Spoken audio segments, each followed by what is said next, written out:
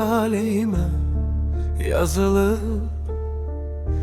Geri dönüşü yok adımdan tanıyıp.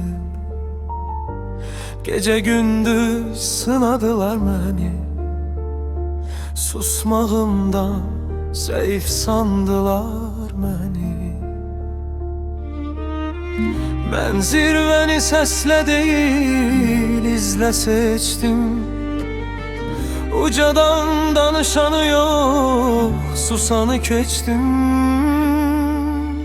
Bir defa yandım, bin defa öğrendim. Herkül içinden özümü seçtim. Elim titredi, yolum titremedi. Karanlık korkuttu, geri dön dermedi.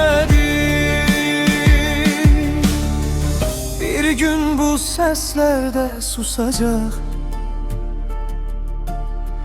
adlar torpağa karışacak.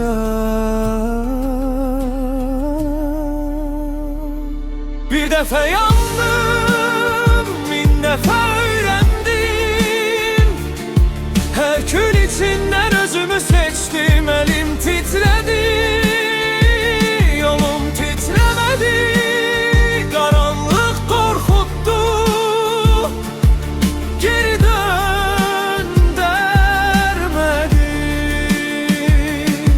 O gün bilinecek kim kimidi, kim iz koydu, kim yoka çıktı, kim diyeceğim. Bir defa yandım, bin defa öğrendim. Herkül içinden özümü seçtim. Elim titredi, yolum titremedi.